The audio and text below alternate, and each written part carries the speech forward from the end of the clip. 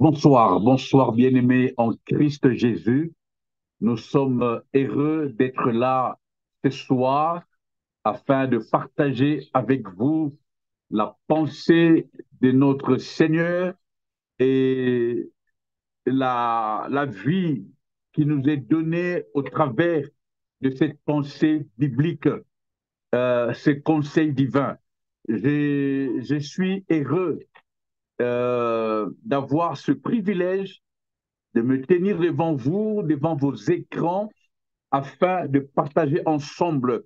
C'est pourquoi je remercie le Seigneur notre Dieu pour ses bienfaits, pour son amour, pour son esprit qui nous aide petit à petit à comprendre ces choses et encore mieux à les mettre en pratique. En d'autres termes, je veux déjà dire à quelqu'un, ne te compare avec personne. Non, ne te compare avec personne. Et même si pendant que nous parlons, tu es en plein dedans dans le péché, hein, comme on appelle cela, ne te culpabilise pas, mais reste ferme, reste ferme. Euh, c'est lui qui a écrit l'histoire de ta vie et au contrôle de cette vie-là. Et même souvent, j'aime dire, ce n'est pas ta vie, hein, c'est Jésus. Quelqu'un disait, si je vis, ce n'est plus moi qui vis, mais ce Christ Jésus qui vit en moi. Parce que, voyez-vous, Colossiens l'a bien expliqué en disant, euh, nous sommes morts avec Christ et si donc nous sommes ressuscités avec lui, recherchons les choses d'en haut. Je ne suis pas je ne suis pas la peau, la chair qu'on voit, non. Je suis un esprit et cet esprit qui adore le grand esprit, si je peux me permettre de le dire. C'est pourquoi je remercie Dieu pour ta vie, toi qui es là. Je remercie Dieu pour ta famille. Je remercie Dieu pour ta maison. Je remercie Dieu pour ce que tu es quel que soit l'état dans lequel tu es actuellement. Je remercie le Seigneur que tu entendes ces paroles et que tu restes ferme, fort. Parce que, voyez-vous, la Bible déclare, tant qu'il y a la vie, il y a de l'espoir. Hein, j'aimerais que quelqu'un le dise plus haut et plus fort. Tant qu'il y a la vie, il y a de l'espoir. Tant qu'il y a la vie, tant qu'il y a la vie. Et quand je parle de la vie, je ne parle pas de la respiration. Non, non, c'est pas de ça qu'il s'agit. Quand je parle de la vie, c'est de Jésus hein, qu'il est question. Ce qui revient à dire autrement, tant que Jésus est là, il y a de l'espoir. Quelqu'un devrait dire avec moi Amen. Tant que Jésus est là, il y a de l'espoir. Même si, tel que tu es là, tu ne le connais pas encore, même si tu n'arrives pas à faire confiance en Jésus, mais puisqu'il est là, il y a de l'espoir. Le monde, déjà, la planète Terre, hein, qui est dans le vide, n'est pas soutenue par les scientifiques. Non, c'est Dieu qui soutient la Terre. Ah, je ne sais pas si quelqu'un comprend de quoi il s'agit. Tu ne respires pas parce que tu fais les sports chaque matin. Tu n'es pas en bonne santé parce que tu es gymnaste ou parce que tu ne bois pas d'alcool ou parce que... Non, non. Écoute, c'est Jésus qui permet. C'est Jésus. C'est Jésus. Quelqu'un dit avec moi, c'est Jésus. C'est Jésus. C'est Jésus. C'est Jésus. J'ai vu des vrais sportifs mourir tôt, si je peux le dire ainsi. J'ai vu des gens qui ne prenaient ni alcool, ni cigarette, qui respectaient toutes ces choses, mais mourir, partir. J'ai compris que c'est Jésus. C'est pourquoi la Bible dit un passage que j'aime, que beaucoup aiment également. Dieu dit, la Bible dit, si l'Éternel ne veille, ceux qui veillent, veillent en vain. Si l'Éternel ne garde, ceux qui gardent, gardent en vain. En vain, vous levez-vous tôt et vous couchez-vous tard. Non, non, écoutez, c'est Dieu. C'est pourquoi je suis en train de proclamer cette parole depuis qu'on a commencé avec vous. C'est l'Éternel qui est Dieu et il est au contrôle. Quelqu'un dit avec moi, Dieu est au contrôle. Dieu est au contrôle de ta famille. Dieu est au contrôle de ma famille. Dieu est au contrôle de nos enfants. Là où ils sont, dans ce monde sans merci, dans ce monde où le bien est devenu mal, le mal est devenu bien, Dieu est au contrôle. Il veille sur nous où que nous allions, quoi que nous fassions, Dieu est au contrôle. Et rien ne peut nous arriver si Dieu n'a pas permis. C'est des choses que je déclare avec force et assurance, parce que je crois, en tout cas, je vous dis, Dieu est au contrôle. Il est au contrôle, quel que soit le tas dans lequel tu es, quelle que soit l'adversité auquel tu fais face, quel que soit le problème dans lequel tu es, Dieu est au contrôle. La chair est faible. La Bible dit, la chair pleure, la chair se détériore, mais Dieu est au contrôle.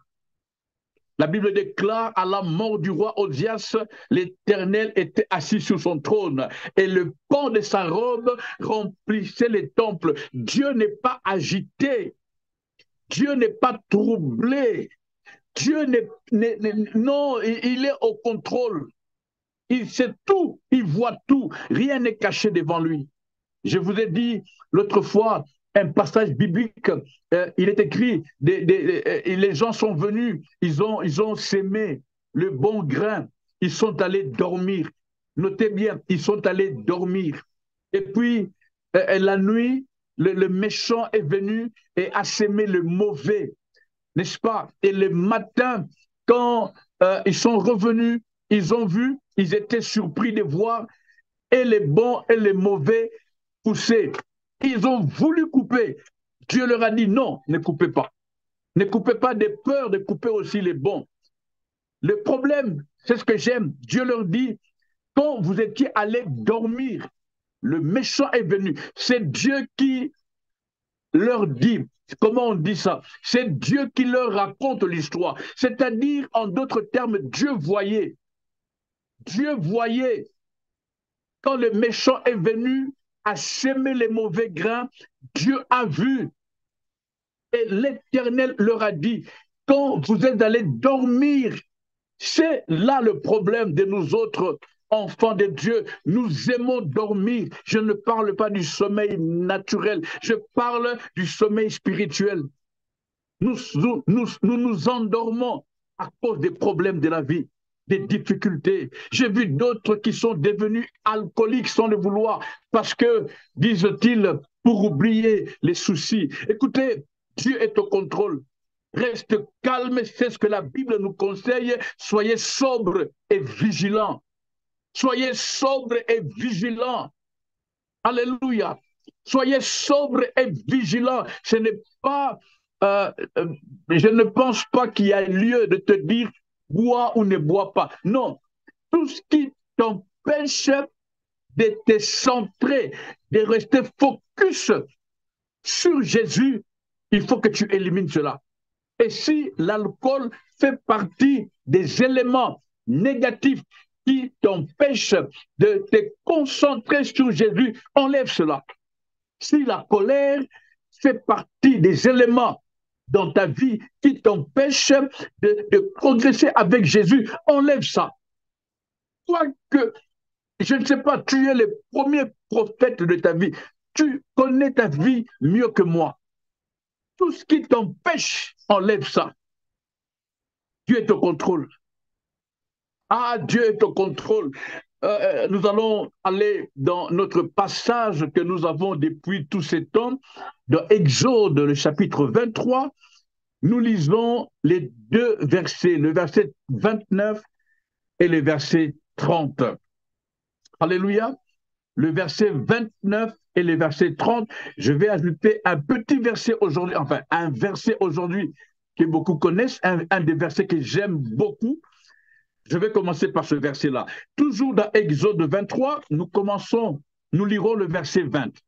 Le verset 20, vous vous souviendrez, en tout cas pour les anciens, j'en parle beaucoup, c'est un verset qui m'a marqué.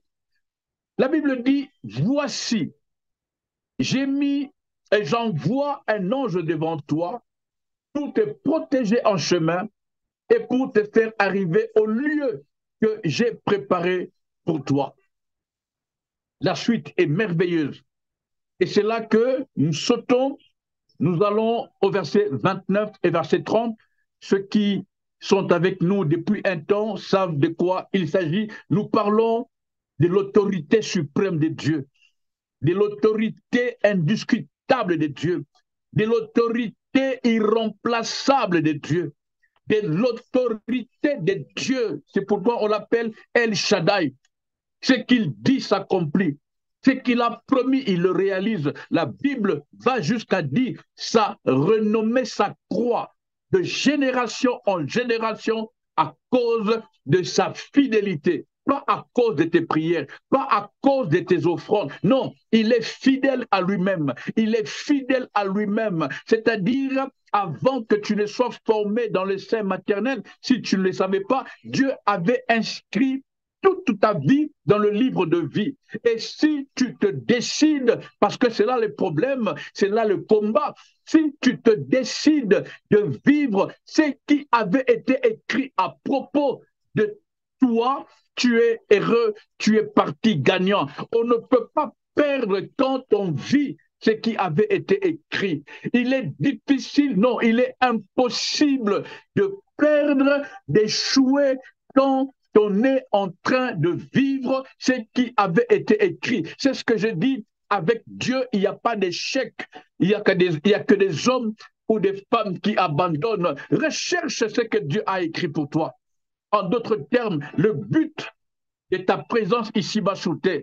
Recherche quel doit être notre devoir, quel doit être notre focus, quel doit être notre préoccupation. Ne donne pas un sommeil à tes paupières tant que tu n'as pas encore compris le pourquoi de ta présence ici-bas sur terre. Tu es en train de courir dans tous les sens parce que tu ne sais pas qui tu es. Tu ne sais pas pourquoi tu es sur la terre. Parce que j'ai vu des jardiniers chercher à devenir ministre. Non, tout le monde n'est pas appelé à être ministre. Je suis hôtelier, je suis on ne peut plus fier. Et j'ai tout ce qu'il me faut. Je vous l'ai toujours dit. J'ai tout ce qu'il me faut. Hôtelier, je ne suis pas ministre et je n'ai pas besoin d'être ministre. Je suis hôtelier. Et comme c'est ce qui a été écrit pour moi, les portes s'ouvrent pas d'elles-mêmes. Dieu ouvre les portes parce qu'il y en a qui disent les portes s'ouvrent d'elles-mêmes. C'est aussi, bon, c'est pas ça le problème, ce n'est qu'une parenthèse, mais Dieu ouvre les portes et ça coule. C'est quoi le problème? C'est chercher à être ce que Dieu avait écrit dans le livre de vie quand tu n'étais qu'une masse informe. Alléluia. Et je pense que j'ai épousé la femme que Dieu avait écrite, parce qu'il avait écrit l'histoire complète. Et je pense que j'ai les enfants que Dieu avait prévus pour moi. Je pense que là où je suis maintenant, ce que je suis en train de faire était prévu quand je n'étais qu'une masse informe. Ce n'est pas un hasard. Et je pense que si tu es là, ce n'est pas un hasard. Dieu avait tout écrit. Ça va être compliqué de tout expliquer, mais je ne sais pas si quelqu'un me comprend. Ah, l'Éternel est bon, il est au contrôle. L'Éternel est bon, il est au contrôle. Il est au contrôle. Laissez-moi lire le verset 29 et verset 30 de notre passage du chapitre 23 du livre de Exode. La Bible déclare, comme vous le savez, je ne viens jamais les mains vides, j'ai toujours ma Bible avec moi. Verset 29, je le chasserai. Verset 29 plutôt, je ne le chasserai pas en une seule année loin de ta face. Non, de peur que le pays ne devienne un désert et que le bête des champs ne se multiplie contre toi. Et verset 30, je le chasserai peu à peu, loin de ta face, jusqu'à ce que tu augmentes en nombre et que tu puisses prendre possession du pays. Je vous ai conseillé amicalement de lire tous les chapitres. Le chapitre 23 du livre d'Exode, un chapitre merveilleux, vraiment merveilleux. J'ai des échos de ceux qui me disent, c'est tellement vrai, pas ce que je dis, mais ce que la Bible dit. C'est tellement vrai. Penses-tu vraiment que Dieu ne t'aime pas? Le Saint-Esprit me pousse à nous poser cette question tellement importante. Est-ce que Dieu t'aime? Je ne parle pas de ton amour à toi envers Dieu. Ça, c'est un autre problème. Mais la réflexion de base est celle de savoir, est-ce que tu crois que Dieu t'aime? Est-ce que tu crois que Dieu t'aime? Parce que tout repose sur ça. Ta réussite dépend de la réponse que tu as à cette question. Est-ce que Dieu t'aime? Est-ce que Dieu t'aime? Est-ce que Dieu t'aime? Et je t'en supplie, ne ramène pas cette réponse ou ne réponds pas en fonction de ce que tu vis. Non, s'il te plaît. Parce que si ta réponse a pour, comment on dit, si ta réponse a pour soubassement ce que tu es en train de vivre, tu répondras que Dieu ne t'aime pas. Oh, penses-tu que Dieu t'aime? Alléluia. Penses-tu que Dieu t'aime? Penses-tu que Dieu t'aime? Dieu, est-ce que tu penses qu'il t'aime? L'éternel Dieu qui a créé les cieux et la terre, est-ce que tu crois qu'il t'aime? Ah, c'est là le problème. C'est là le problème. C'est une réflexion. Je prie que tu prennes le temps de méditer sur ça. Est-ce que Dieu t'aime? Est-ce que Dieu t'aime? Est-ce que tu es d'accord que Dieu t'aime? Tu peux te poser cette question, te la reposer 1001 fois dans tous les sens, mais il faut que tu donnes une réponse. Il faut que tu répondes à ça. Parce que ta réponse détermine ton futur. Parce que ta réponse détermine ton devenir. Voyez-vous, j'ai vu un enfant qui a quitté la maison de ses parents et parmi les questions que j'ai posées à cet enfant, parce que le but était de le ramener chez lui, cet enfant m'a dit, je ne vais jamais rentrer. Mon père ne m'aime pas. J'ai dit, pardon, il dit, mon père ne m'aime pas. Ça ne sert à rien, je ne veux pas rentrer. Et l'enfant pleurait. Et j'ai eu très mal en tant que parent. Est-ce que Dieu t'aime? Est-ce que Dieu t'aime? Est-ce que Dieu t'aime? Dieu a dit, mais est-ce que tu le crois? Dieu a dit. La Bible de Genèse à Apocalypse ne parle que de ça. Dieu nous aime. La Bible dit, il a tant aimé le monde qu'il a donné son fils. Il a, il a sacrifié son fils. Est-ce que tu crois en cette parole? Penses-tu réellement, penses-tu véritablement que Dieu t'aime? Quand j'ai répondu à cette question, ma vie a changé.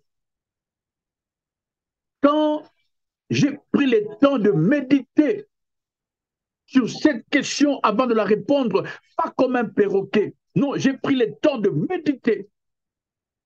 Quoique j'avais la conviction que Dieu m'aimait, mais j'ai pris le temps de réfléchir, de méditer. Et j'ai levé mes mains, j'ai dit, Seigneur, merci pour ton amour. Merci pour ton amour. La Pâque, ce temps de Pâques que nous vivons actuellement, c'est ça l'amour de Dieu. L'amour de Dieu. À cause de toi, il a même tué tout le premier-né d'Égypte.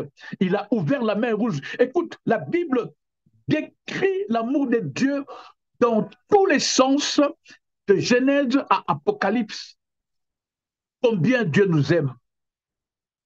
Quelqu'un m'a dit, Dieu n'a pas d'amour, Dieu est amour. Ton amour pour nous est incomparable, on ne peut expliquer. Il y a quelqu'un qui me disait, je ne comprends pas comment homme, être humain peut chercher à expliquer l'amour de Dieu. On ne peut pas expliquer cet amour-là. On ne peut pas expliquer ça. On ne peut pas. Dieu nous aime. Dieu nous aime. Si tu peux répondre à cette question, tu es la femme, l'homme le plus heureux sur la terre. Le bonheur n'est pas d'avoir les matériels de ce monde. Le bonheur, c'est la conviction ferme que Dieu m'aime. Que Dieu m'aime. C'est ça le bonheur. Il dit, ton père, ta mère peuvent t'abandonner. Moi, Dieu, je ne t'abandonnerai pas. Pour toi, je veux même déplacer des montagnes pour toi. Pour toi. Oui, pour toi qui me suis. Oui, oui, tu vis des choses difficiles, tu vis des choses compliquées, tu vis des choses abominables, tu connais l'injustice au degré le plus élevé, tu ne réalises pas combien tu peux passer des temps aussi difficiles alors que toi, tu dis que tu aimes Dieu, tu as l'impression que Dieu t'a abandonné. Non, c'est un mensonge du diable. C'est un mensonge. C'est un mensonge. Nous en avons parlé pendant tout ce temps. Le Seigneur a décidé dans sa divinité glorieuse de faire un détour aux enfants d'Israël par amour, parce qu'il voulait maintenant connaître le disposition de leur cœur. Le Seigneur, c'est comme si, à la manière des hommes, le Seigneur avait peur que, en le faisant passer par le chemin le plus court, par le pays de Philistins, qu'il se repentisse. Dieu a comme peur de nous perdre. Dieu a comme peur de te perdre. Et comme il est Dieu, il aime de responsables et pas de victimes. C'est pourquoi toi et moi, nous vivons ce qu'on appelle des difficultés.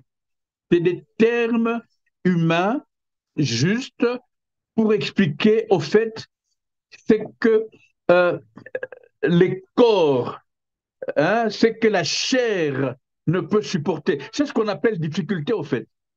C'est ce qu'on appelle souffrance. Tout ce qui nous fait mal, pas à l'esprit, mais à la chair. Quelqu'un me comprend? Tout ce qui fait mal à la chair, nous appelons cela difficulté, souffrance. Mais en soi, quand on sonde ou quand on essaie de sonder le cœur de Dieu, si vous permettez l'expression, on va vite comprendre. On va vite comprendre. C'est pourquoi je me suis permis aujourd'hui de lire le premier verset, le verset 20 plutôt, de Exode 23. Je vais le relire. Voici, j'envoie un ange devant toi. J'envoie un ange pour te protéger en chemin et pour te faire arriver au lieu que j'ai préparé pour toi. La protection, quand j'ai prié pour comprendre, ce n'était pas par rapport aux attaques externes. La première protection, c'est par rapport à ce que ta chair, ton corps, ton être te dit quand tu es dans des situations difficiles. La protection, la première que Dieu, pour lequel Dieu a mis un ange, la vraie raison, la vraie protection, c'est contre toi-même. Pour ne pas compliquer mon français, la première protection, c'est contre toi-même. Parce que tu es le premier ennemi de ta vie. Tu es la première obstacle de ton succès. Tu es la seule personne qui a la capacité de bloquer ta vie. La preuve, c'est que tu vis comme tu veux. Tu ne cherches pas à comprendre quelle est la volonté de Dieu pour ta vie. Et quand tu pries, tu ne penses qu'à toi. Tu ne penses pas à Dieu. Oui, oui, je le dis parce que je le sens et conduit par l'Esprit. Beaucoup parmi nous, quand ils le prient, c'est pour demander, demander, demander. C'est pourquoi Jacques est allé dire, vous priez, vous demandez, mais vous ne recevez pas. Pourquoi? Parce que vous demandez mal. Jacques dit, vous demandez, vous ne recevez pas parce que vous demandez en fonction de vos pulsions, de vos envies. Jacques va jusqu'à dire d'où vient la guerre, d'où vient le querelle en vous, pas avec les autres, mais en vous. N'est-ce pas à cause de vos désirs, de vos passions? La première bataille, la première guerre est celle de ta volonté à la volonté de Dieu. Et Job disait, euh, je plie ma volonté à la tienne. C'est aller justement demander que nos amis de la régie nous affichent ces passages. Job a dit, je plie ma volonté à la tienne. Jean-Baptiste disait que je disparaisse afin que toi tu croisses. Écoutez, c'est lui qui a compris que sa vie dépend de l'amour, c'est-à-dire de Dieu.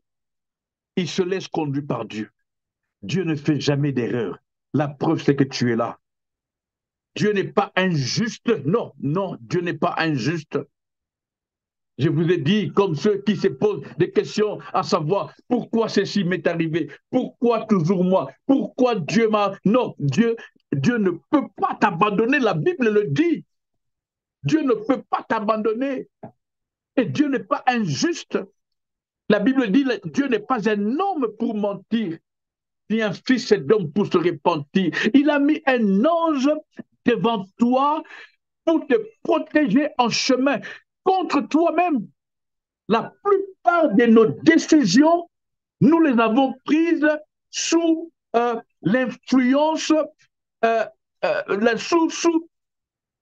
sous la pression, à cause de l'adversité en face. C'est ce que j'appelle la première guerre, la première bataille. Ton ennemi, ce n'est pas ta femme, ni ton mari, ni ta belle-mère, encore moins ton pasteur ou ton voisin. Non, ton premier ennemi, c'est toi. Cherche à vaincre ces combats. C'est pourquoi quelqu'un a dit, j'assujettis mon corps, j'ordonne à mon corps de se calmer. Il dit, quelqu'un a même dit, oh mon âme, pourquoi t'as battu? C'était un ordre. Pourquoi t'as battu? Pourquoi gémis-tu au-dedans de moi? N'oublie jamais d'où il nous a pris, d'où on est sorti. Dieu est fidèle. L'autorité de Dieu a pour soubassement sa fidélité. Il est puissant parce qu'il est fidèle. Il ne ment jamais. Ce qu'il dit, il l'accomplit. Ce qu'il promet, il le réalise. Et la Bible dit même, il va jusqu'à appeler des choses qui n'existent pas comme si elles existaient. Je prie que chacun parmi nous aujourd'hui prenne cette décision maintenant de faire confiance en Dieu et de croire en l'amour de Dieu. Quelqu'un m'a dit en l'amour de l'amour. Il est amour. Il est amour. Il veut ton bien. C'est pourquoi ce message est arrivé dans tes oreilles pour entrer dans ton cœur afin de te conscientiser et que tu ne perdes pas ton temps à pleurer, que tu ne gaspilles pas le larme que Dieu a mis en toi pour pleurer de joie. Ne gaspille pas ça à cause de l'adversité. Combat les bons combats, c'est-à-dire la capacité de croire que celui qui a fait la promesse est fidèle. C'est des choses, quand tu le réalises, même devant l'adversité, tu es calme. Tu es calme. Tu es calme. Tu es calme. C'est par amour que Dieu ne chasse pas tout ce qui te fait mal. C'est par amour que Dieu ne les chasse pas. Ce n'est pas un oubli. Non, ce n'est pas un oubli. Écoute, quelqu'un m'a dit, c'est tellement simple. C'est tellement simple à comprendre. Ce n'est pas un oubli. C'est par amour que Dieu a laissé certaines adversités devant toi. C'est par amour que Dieu a laissé et a même permis certains problèmes, certains combats. C'est par amour. Cela te maintient en forme. Cela te maintient comment dirais-je, dans le qui-vif. N'est-ce pas? Tu ne te la coules pas douce. Non, le combat est réel. La Bible déclare que le diable rôde. Quelqu'un m'a dit, mais pourquoi Dieu qui sait cela, il ne le chasse pas? Non, Dieu, justement, laisse ou permet que ce diable, je dis ça à la manière des hommes, hein, n'est-ce pas? Dieu, sachant cela, ne le chasse pas, il le laisse pour que tu restes éveillé. Parce que beaucoup parmi nous, si Dieu leur donnait tout ce qu'il fallait, si Dieu leur accordait tout ce qu'il fallait, si Dieu chassait tous les combats devant eux, ils ne prieraient plus, ils se la couleraient douce, ils seront, je ne sais pas, vous voyez l'image, hein? Dieu nous maintient, Dieu nous maintient, Dieu nous maintient. Dieu nous maintient. J'ai même pensé à une image. Le, je suis hôtelier. Je suis hôtelier pour parler de mon travail. Nous cherchons à nous maintenir au plus haut niveau. Nous travaillons dur pour nous maintenir au plus haut niveau. Y arriver et puis demeurer au plus haut niveau. Vous savez, qu'est-ce qui nous motive? C'est l'adversité, c'est les hôtels voisins. Nous avons vu, je ne cite pas les noms, il y a un bâtiment, on a appris que c'est la chaîne X qui va ouvrir un hôtel à quelques mètres de chez nous. On a appris. Et puis, vous voyez, quand on apprend cela, on se dit, hey, come on, on se réveille, on travaille tous les départements, laundry, housekeeping, le FNB, nous travaillons partout, le front office, nous travaillons tous les départements de l'hôtellerie, nous maintenir, nous essayons d'être à la page propre, essayons d'avoir toutes les informations pour maintenir nos clients, bien le recevoir, les accueillir. Je suis en train de donner des formations sur l'excellence. Pourquoi? Pour que non seulement le client vienne, mais qu'il reste et quand il part, qu'il parle de nous. Allez à l'hôtel Serena, permettez-moi, si la régie le permet de citer les noms, je travaille à l'hôtel Serena, une grande chaîne dans ce monde. Et nous travaillons pour ça. Parce que si on était les seuls, on ne travaillerait plus pour ça. Sans adversité, sans concurrence loyale, on ne travaillerait plus pour ça. On se dirait, on se la coulerait douce. Tout va bien, tout coule bien. Et puis, vous savez quoi? L'hôtel allait se détériorer. Mais quand je sors, je vois des jardiniers qui maintiennent les fleurs, les plantes. Je vois ceux de la maintenance qui surveillent les lampes, qui font tout. Je vois les femmes de chambre qui font le lit d'une façon, je ne peux pas. Tout ça, pourquoi? C'est pour nous maintenir. Et l'adversité est un moyen nécessaire qui nous permet de monter, n'est-ce pas? Ce ne sont que le petit esprit qui murmure devant l'adversité. Mais les grands esprits, ils comprennent que ceci est une occasion, une sorte d'opportunité pour nous maintenir en forme. Nous maintenir en forme. C'est pourquoi Dieu a dit, je ne les chasserai pas tous en une année. La pensée cachée de ce verset, c'est que je les chasserai. Quelqu'un a compris? Quand il dit au verset 29, je ne le chasserai pas tous en une seule fois, en une année, c'est-à-dire je les chasserai. C'est la pensée cachée, mais pas tous en une fois, petit à petit. C'est ce qu'il dit au verset 30. Je les chasserai peu à peu, jusqu'à ce que tu augmentes en nombre. J'en ai parlé là, dans notre dernière émission. Jusqu'à ce que tu augmentes en nombre. Parce que si je les chasse tous, l'expression biblique utilisée dans ce verset, il dit la raison principale, le bête des champs vont se multiplier. Les bêtes des champs vont se multiplier. Nous en parlerons. Je prends tout le temps qu'il faut. Et d'ailleurs, je m'arrête là pour cette fois-ci en vous souhaitant à vous tous et à moi également la bonne conscience, la bonne résolution de nous décider à répondre à la question principale. Est-ce que Dieu m'aime? Si tu crois que Dieu t'aime, tu es béni. Vis l'amour de Dieu et tu nous donneras et tu témoigneras. N'est-ce pas? Que le Seigneur vous soit favorable, que les dieux d'Israël vous bénissent, où que vous soyez, quelles que soient les situations négatives que vous traversez, que vous rencontrez, quelle que soit le menace, parce qu'il y en a qui ne sont pas dans des difficultés, mais qui sont menacés, quelle que soit le menace. Même toi qui as tort dans l'histoire, mais reste ferme.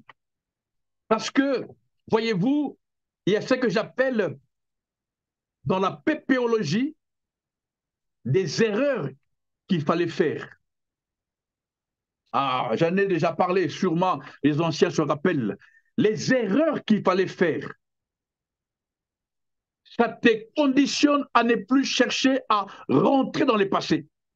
Ce qui est fait, ce qui est passé est passé. C'est un peu comme l'eau qui est tombée dans les sables. On ne peut plus le récupérer. C'est passé. Maintenant, lève-toi. Lève-toi et conditionne-toi à réagir ou à agir comme un responsable. Ne fuis pas l'adversité, ne pointe pas les autres du doigt, assume, voilà le terme que j'ai cherché, assume tes responsabilités.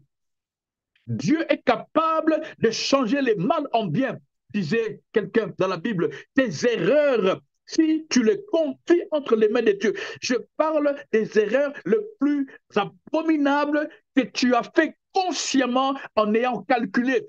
Et quand ça tourne mal, tourne-toi vers Dieu. Il est le seul qui a le pouvoir de tout effacer. Si tu es sincère et sérieux, et de te redonner une nouvelle vie. Dieu a dit, n'oubliez, ne pensez plus aux événements passés. Ah. Et ne pensez plus aux événements passés. Ne pensez plus à ce qui est passé, des bons ou des mauvais, surtout des mauvais qui veulent te retenir esclave dans le passé. N'y pense plus. Je sais de quoi je parle, humain que je suis. Il m'arrive des pensées, mais je me dis non, je me bats et c'est de tels moments où je me lève dans ma chambre ou dans mon bureau ou même quand je suis avec des gens, quelques événements passés qui me reviennent, je prends autorité directement. Ne pensez plus aux événements passés. Et cela est suivi directement d'une promesse. Il dit, ne pensez plus aux événements passés. Directement, il donne une promesse. Voici, je vais ouvrir un chemin dans les déserts, des fleuves dans la solitude, mais seulement à celui qui va se décider de ne plus penser aux événements passés. Je te détache du lien du passé. Je te détache par le pouvoir que j'ai Maintenant, au nom de Jésus, je te détache de lien du passé. Je te détache au nom de Jésus-Christ de lien du passé. Je me détache moi-même de lien du passé. Oui, quand ça vient en toi, tu dis non au nom de Jésus. Oh, mon Dieu, je suis en train euh, de voir des hommes et des femmes être libérés. Je suis en train de voir des hommes et des femmes qui prennent la décision de se lever, malgré les erreurs commises, malgré le mal qu'ils ont fait. Ils se disent, nous laissons Dieu gérer. David a dit, je préfère tomber entre tes mains que de tomber entre les mains de l'ennemi. David venait de commettre l'abomination, il venait de tuer un innocent. Et David a dit, je préfère tomber entre tes mains. Voilà la décision de quelqu'un qui dit, j'oublie le passé. Je me concentre sur Dieu. David a dit, je préfère tomber entre les mains de Dieu que de tomber entre les mains de l'ennemi. David a compris l'amour de Dieu. C'est pourquoi cet homme a fait des chants comme le psaume 23. L'Éternel est mon berger. Ah, David connaissait le berger.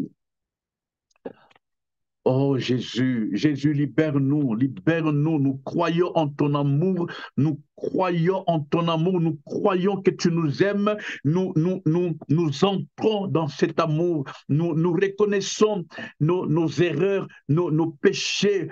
Nous n'avons pas honte, tu es notre papa, tu nous connais par cœur parce que c'est toi qui nous as créés. Je prie que cette femme qui est devant cet écran, que cet homme qui me suit, que cet enfant, ce jeune homme, cette jeune fille, je prie que cette personne qui croit en cette parole, Seigneur, que tu marques cette personne du sceau de ton amour, du sceau de ton amour, du sceau de ton amour, Seigneur. Merci, merci. Alléluia. Alléluia, alléluia, alléluia, alléluia. Oui, tu peux continuer à prier.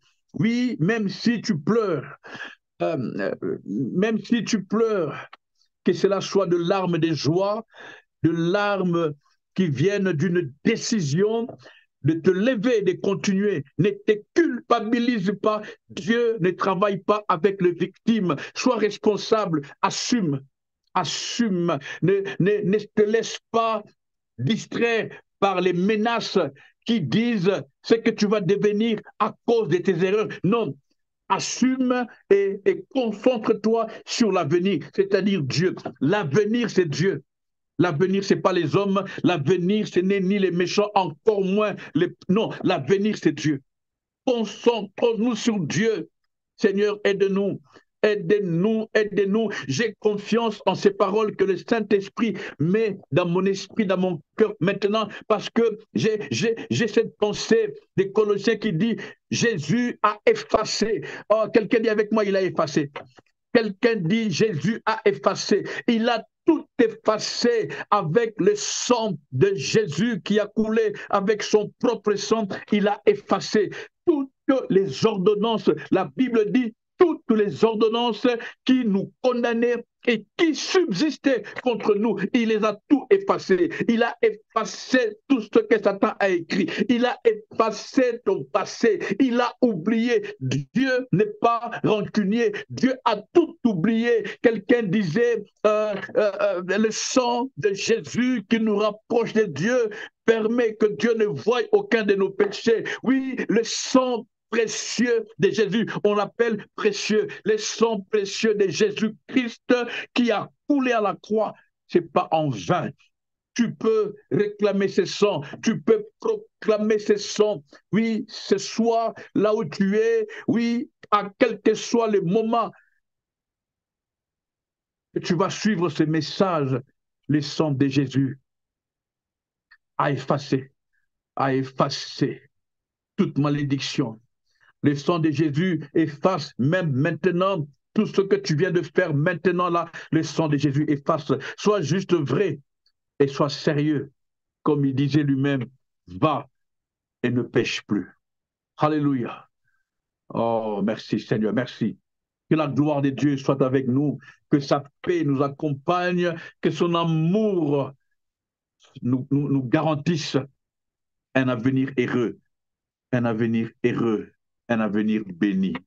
Au nom de Jésus-Christ. Cette fois-ci, je vais nous laisser toujours nous laisser connecter sur notre canal Cœur à Cœur, que j'aime beaucoup. Hein, j'aime beaucoup ces canaux parce que et les émissions, les conseils, les prédications sont fondées sur l'enseignement des apôtres. Nous ne sommes pas ici parce que nous voulons faire plaisir à qui que ce soit. Non, nous sommes ici avec un seul but pour que tous allions dans le royaume quand le Seigneur reviendra. Et si quelqu'un nous dévance, il va déjà qu'il aille dans le royaume. Et pour aller dans le royaume, nous avons besoin, comme dit la Bible, c'est une recommandation divine qui dit exhortez-vous, instruisez-vous, n'est-ce pas? Nous parlons, nous qui sommes de l'autre côté de l'écran, pas que nous sommes meilleurs ou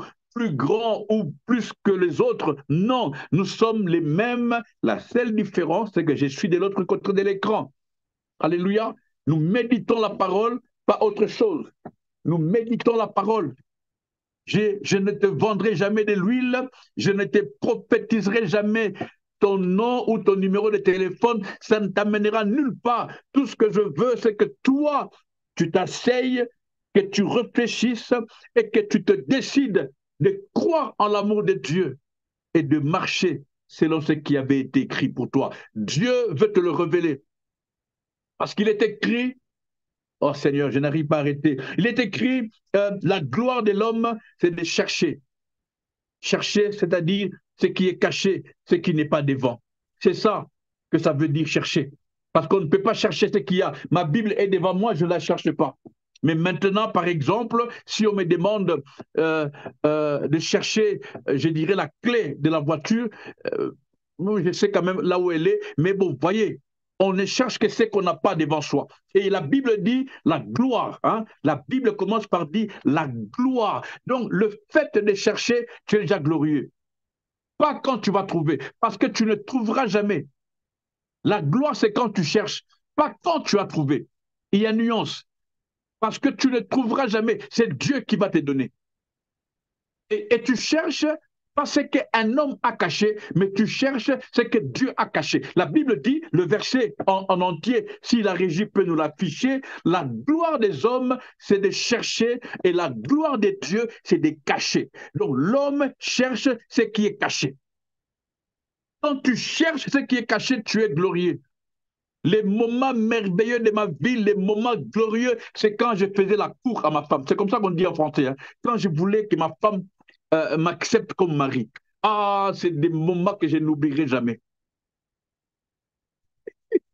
Quelqu'un dit, et maintenant alors, c'est la gloire toujours. Voilà, c'était juste une parenthèse et je m'arrête là. Amen. Je m'arrête là. Et si ma femme me suit, chérie, la gloire, c'est de ta voix. Voilà, que le Seigneur soit béni, que le Seigneur soit glorifié. Je nous aime et je nous promets un avenir merveilleux par la grâce de Dieu. Soyez bénis et restez connectés sur notre canal Cœur à Cœur. Bye bye.